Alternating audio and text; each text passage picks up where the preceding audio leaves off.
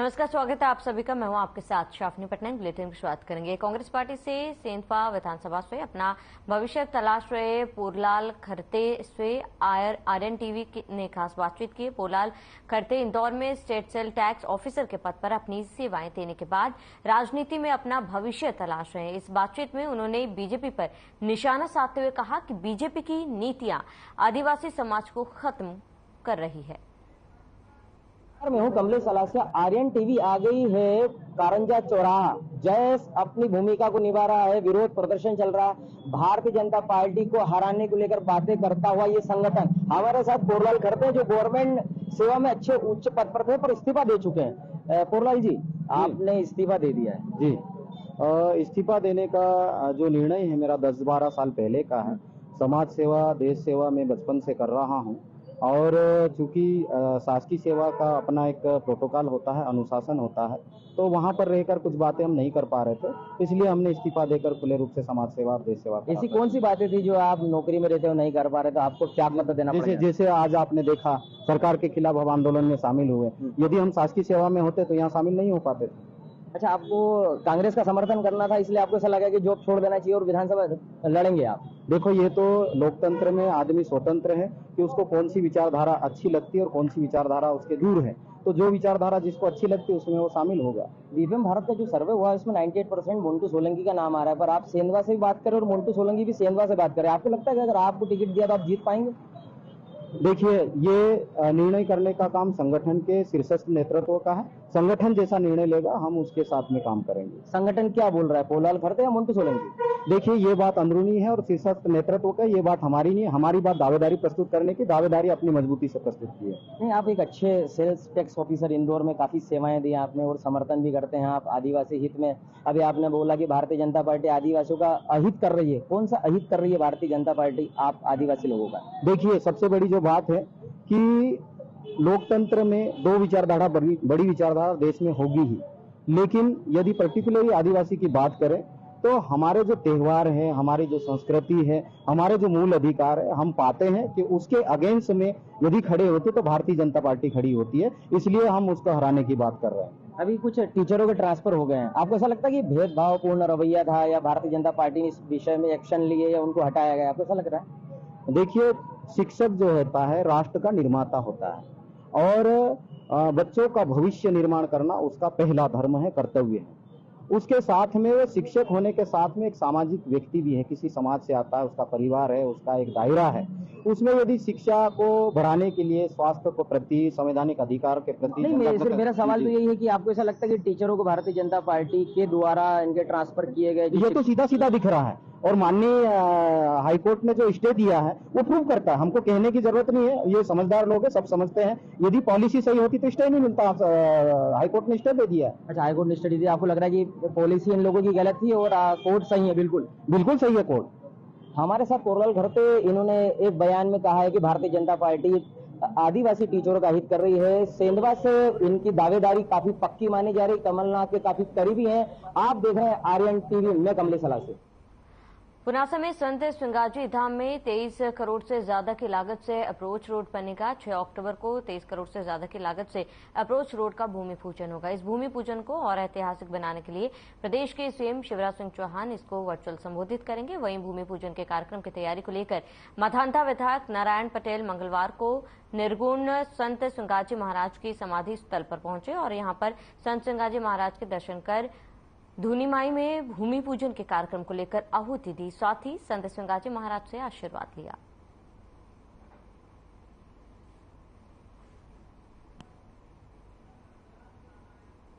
सिंगाजी महाराज के समाधि स्थल पर हमारे मध्य प्रदेश शासन द्वारा एक अप्रोच रोड और बनाने का कार्य शुरू होने जा रहा है और इस समस्या को लेके हमारे सिंगाजी भक्तों में आगे पिछले कुछ ही समय से बहुत परेशानी हो रही थी। आवागमन की वजह से ट्रैफिक लग जाता था और आने जाने में बड़ी दिक्कतें होती थी। ये बड़ा एक हर्ष का विषय है कि संत सिंगाजी भक्तों के लिए एक मध्य प्रदेश शासन ने एक सौगात दी है संत सिंगाजी धाम को। एक अप्रोच रोड और 5.5 मीटर चौड़ा और बनाया जा रहा है और जल्द ही इसका भूमि पूजन होकर कार्य शुरू होने जा रहा है। देखिए, हमारे निमाड़ के निर्गुणी संत सिंगाजी महाराज इनके जहाँ पे उनने समाधि ली थी और अखंड 500 वर्ष से अखंड दीप प्रज्वलित चल रही है और वो नर्मदा सागर डूब में वो एरिया आ चुका है। इसमें पूर्व में भी भारतीय जनता पार्टी शिवराज सिंह जी के द्वारा एक यहाँ अप्रोच रोड बनाया गया, मगर क्षेत्र की जनता श्रद्धालुओं की संख्या को देखते हुए ये जगह भी कम पड़ रही थी। इसको इस एक अनक से अप्रोच रोड बगल में और बढ़ेगा, वो 23 करोड़ 79। वही स्वतंत्र उपमंडी मुंदी में गुरुवार से खरीदी शुरू हो जाएगी, जिसे लेकर भारतीय किसान संघ सचिव और व्यापारियों को बीच बैठक का आयोजन किया गया। वहीं बैठक में सिर्फ 8 व्यापारी पहुंचे। बता दें कि सुबह 11 बजे से मंडी में खरीद शुरू होगी, जो शाम तक चलेगी। किसान संघ के व्यापारियों ने कहा है, जो लोग काम नहीं कर रहे हैं या फिर अपने घरों से कटते हैं, उनके लाइसेंस निरस्त किए जाए। सबसे पहले तो हमारे पत्रकार बंधु का बहुत बहुत धन्यवाद। आज की बैठक हमारी ये थी कि जो ये 2 वर्षों से मुंदी मंडी बंद हुई थी, इसकी हमारे पास बहुत सी शिकायतें गई थी। ऊपर हमारे प्रांत लेवल तक इसकी शिकायतें गई थी और इसके द्वारा हमें ऊपर से भी ये आदेश दिया गया कि आप मुंदी मंडी में जाओ, प्रशासनिक अधिकारियों और व्यापारियों के साथ एक बैठक करके ये चालू क्यों नहीं हो रही है, कितने व्यापारी यहाँ पर लाइसेंसधारी है, कितने बगैर लाइसेंसधारी है, लाइसेंसधारी समय पर किसान का माल मंडी में नीलामी करवाए, गैर लाइसेंसधारी जो नहीं आया उसका मंडी प्रभारी से हमारा निवेदन है सचिव से को उसका लाइसेंस निरस्त करे। गांव-गांव जाकर किसानों को यह संदेश दे कि मुंदी मंडी यथावत समय से चालू होगी और किसानों का माल अच्छे रेट से खरीदे जाएगा। इसी विषय पर आज ये बैठक रखी गई। आज मुंदी मंडी प्रांगण में सभी व्यापारियों को आमंत्रित किया था। विशेष मीटिंग ये थी कि मंडी में नीलाम की प्रक्रिया, नीलाम चालू करना, भुगतान उसका और किसानों का तोल, इस संबंध में हमारी चर्चा हुई। और कल से 5-10 से हर गांव में हमारे द्वारा मंडी प्रांगण से लगा के जितना भी क्षेत्र है 160 गांव है, इनमें हमारा वाहन, विशेष वाहन जाएगा, जिसमें किसानों को हम जागरूक करेंगे कि अधिक से अधिक किसान मंडी प्रांगण में ही अपनी कृषि उपज लाए और उचित मूल्य नगद भुगतान प्राप्त। वहीं नगर परिषद मुंदी के सफाई कर्मियों ने 14 सूत्री मांगों को लेकर अनिश्चितकालीन हड़ताल शुरू कर दी। सीएमओ ने नगर परिषद के पास बैठने पर जेल भेजने की धमकी दी। वहीं सफाई कर्मियों के बल पर नगर परिषद मुंदी को स्वच्छता की 5 स्टार रेटिंग का अवार्ड मिल चुका है, लेकिन अपनी 17 सूत्रीय मांगों को लेकर सूचना के बाद मंगलवार से अब इन सफाई कर्मियों ने अनिश्चितकालीन हड़ताल शुरू कर दी, जिसके कारण नगर में सफाई की व्यवस्था भी चरमरा गई। वहीं अनिश्चितकालीन हड़ताल के दौरान नगर परिषद के गेट के सामने सफाई कर्मियों के द्वारा टेंट लगाया गया और अनिश्चितकालीन हड़ताल में बड़ी संख्या में महिला और पुरुष भी पहुंचे, लेकिन नगर परिषद सीएमओ मुंदी ने नगर परिषद के गेट के पास अनिश्चितकालीन हड़ताल शुरू करने पर सफाई कर्मियों को एफआईआर कराकर जेल भेजने की धमकी दी है।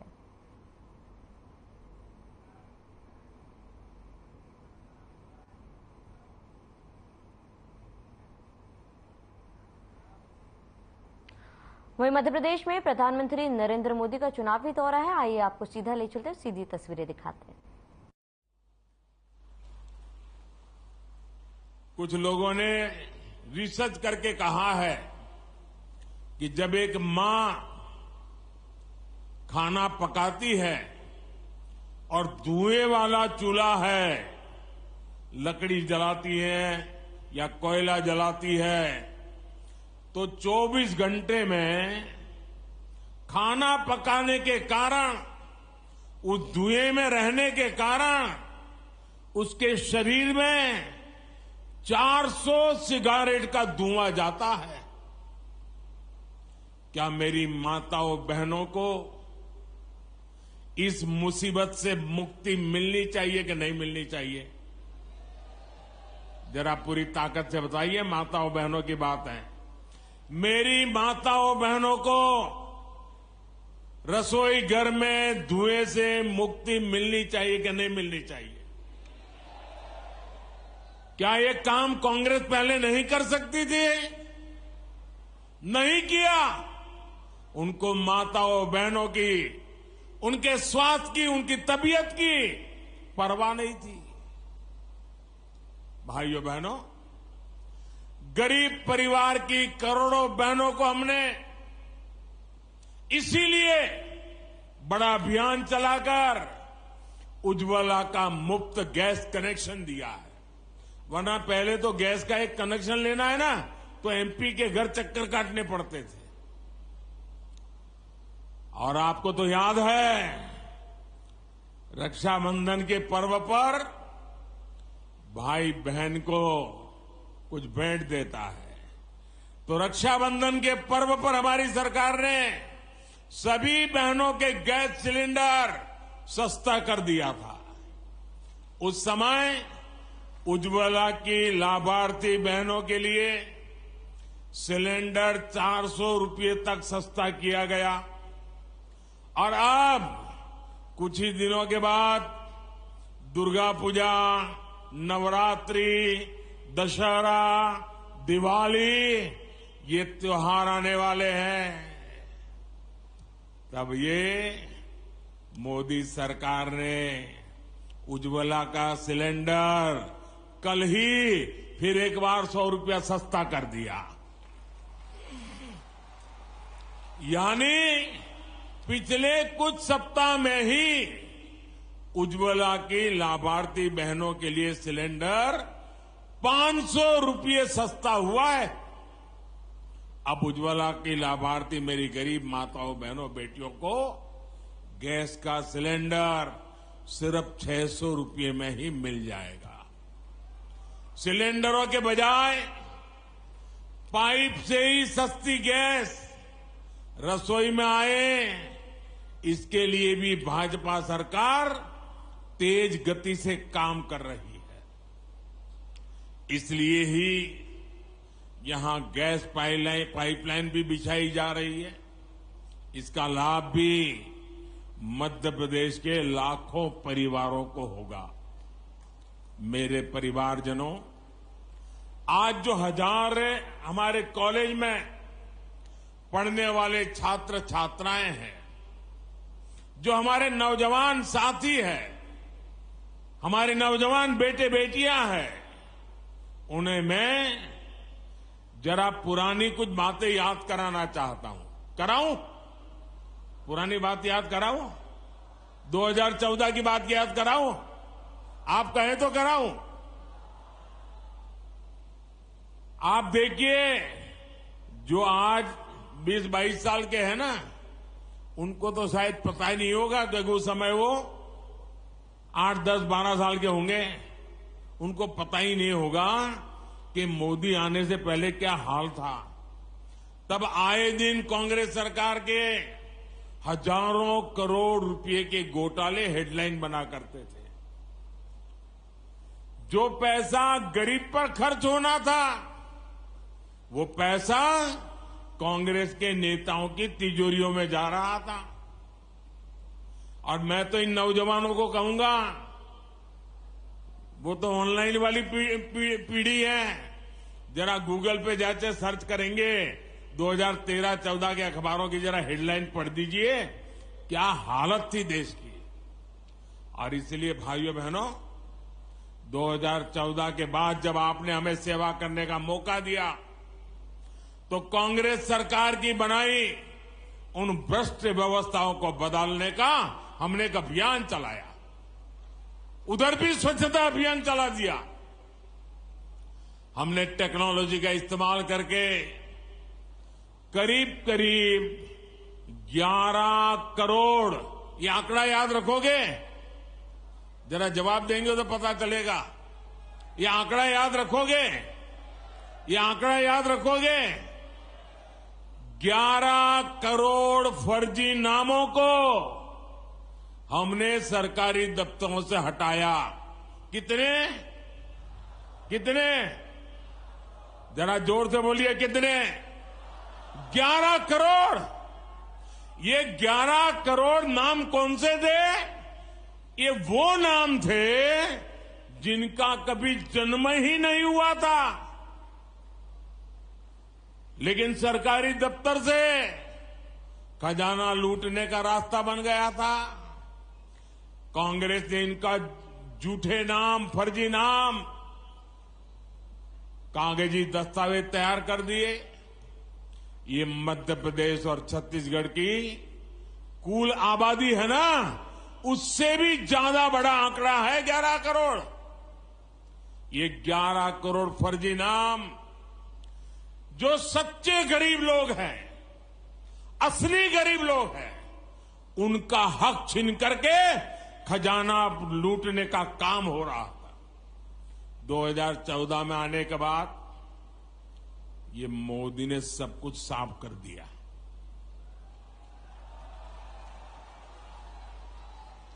ये लोग गुस्सा करते हैं, इसका कारण भी यही है कि उनकी कटकी बंद हो गई है, कमीशन बंद हो गया है। मोदी ने आकर के सब साफ कर दिया। न गरीबों का पैसा लूटने दूंगा, ना ही कांग्रेस का खजाना, कांग्रेस के नेताओं की तिजोरी भरने दूंगा मैं। हमने जनधन, आधार और मोबाइल की एक ऐसी त्रिशक्ति बनाई कि कांग्रेस का भ्रष्ट तंत्र तहस नहस हो गया। आज इस त्रिशक्ति की वजह से 2.5 लाख करोड़ रुपए से ज्यादा, ये आंकड़ा भी जरा मैं दोबारा पूछूंगा आपको, 2.5 लाख करोड़ रुपए से ज्यादा जो गलत हाथों में जाते थे, चोरी होते थे, उसको बचाने का काम मोदी ने किया है। कितने 2.5 लाख करोड़। कितने? 2.5 लाख करोड़। आज गरीबों का पैसा गरीबों के हित में काम आ रहा है। उज्ज्वला का सिलेंडर सिर्फ 500 रुपए में देने के लिए केंद्र सरकार आज करोड़ों रुपए खर्च कर रही है। करोड़ों परिवारों को मुफ्त राशन मिले, इस पर भी 3 लाख करोड़ रुपए खर्च किए जा रहे हैं।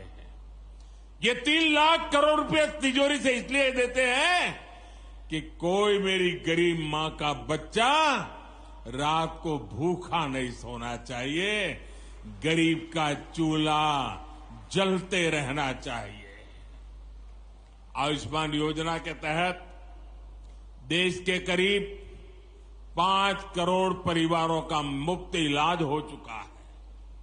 इसके लिए भी 70,000 करोड़ रुपए सरकार ने आपके आयुष्मान कार्ड के लिए खर्च किए हैं। किसानों को सस्ता यूरिया मिले। दुनिया में यूरिया की थैली 3,000 में बिकती है, मोदी 300 से भी कम में देता है, और इसलिए खजाने से 8 लाख करोड़ रुपया केंद्र सरकार ने खर्च किया है ताकि मेरे किसानों पर बोझ न पड़े।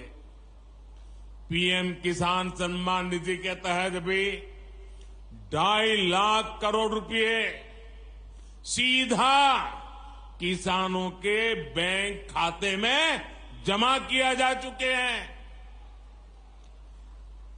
गरीब परिवारों को पक्का घर देने के लिए भी हमारी सरकार ने 4 लाख करोड़ रुपए खर्च किए ताकि गरीब को पक्का घर मिले। आज भी आपने देखा, अभी इंदौर में गरीब परिवारों को आधुनिक तकनीक से बने हुए मल्टी स्टोरीड 1000 पक्के घर देने का काम अब भी किया मैंने। मेरे परिवारजनों, ये पूरा पैसा जोड़ेंगे तो आंकड़ा कितना होगा, कितने जीरो लगाने पड़ेंगे, आपको अंदाज आता है? ये कांग्रेस वाले इसका हिसाब भी नहीं कर सकते। और आप सुनिए, 2014 से पहले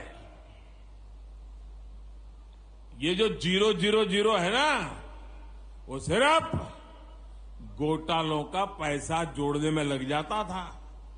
अब आप सोचिए, कांग्रेस के एक प्रधानमंत्री कहते थे कि दिल्ली से 1 रुपया भेजते हैं तो 15 पैसा पहुंचता है।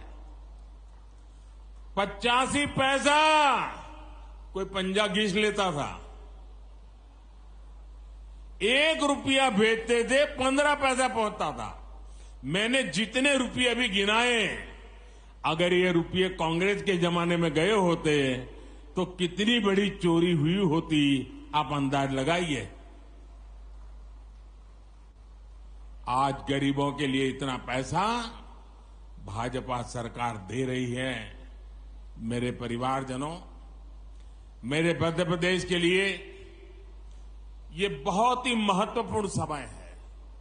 मैं आज मां नर्मदा के तट से खड़ा रह करके कह रहा हूं, पूरे मध्य प्रदेश को कह रहा हूं, पूरे मध्य प्रदेश के नौजवानों को कह रहा हूं, मां नर्मदा को याद कह करके कह रहा हूं, क्योंकि मैं भी मां नर्मदा की गोद से आया हूं और आज मां नर्मदा के किनारे पर खड़ा होकर के कह रहा हूं, मेरे नौजवानों, मेरे शब्द लिखो। मध्य प्रदेश आज एक ऐसे मुहाने पर है जहां विकास में कोई भी रुकावट, उसके विकास की गति में कोई भी गिरावट 20-25 साल के बाद भी लौटेगी नहीं। सब कुछ तबाह हो जाएगा और इसलिए विकास की गति को रुकने नहीं देना है, अटकने नहीं देना है। ये 25 साल आपके बहुत महत्वपूर्ण है। एमपी के 25 साल से कम उम्र के साथियों ने तो नया और प्रगति करता हुआ मध्य प्रदेश ही देखा है। अब ये उनकी जिम्मेदारी है कि आने वाले 25 सालों में जब उनके बच्चे युवा होंगे तब उनके सामने विकसित मध्य प्रदेश हो, समृद्ध मध्य प्रदेश हो, आन बान शान वाला मध्य प्रदेश हो। इसके लिए आज ज्यादा मेहनत की जरूरत है। इसके लिए आज सही फैसले की जरूरत है। बीते वर्षों में भाजपा सरकार ने एमपी को कृषि निर्यात में टॉप पर पहुंचाया है। अब ये भी जरूरी है कि औद्योगिक विकास में भी हमारा एमपी नंबर 1 बनना चाहिए। बीते वर्षों में भारत का रक्षा उत्पादन और रक्षा निर्यात कई गुना बढ़ा है। इसमें जबलपुर का भी बहुत बड़ा योगदान है। मध्य प्रदेश में डिफेंस से जुड़ा सामान बनाने वाली 4 फैक्ट्रियां तो ये हमारे जबलपुर में ही है। आज केंद्र सरकार। चलिए, इसी के साथ इस बुलेटिन में फिलहाल मैसेज देते हैं। देश विदेश की तमाम बड़ी खबरों के लिए बने रहे हमारे साथ।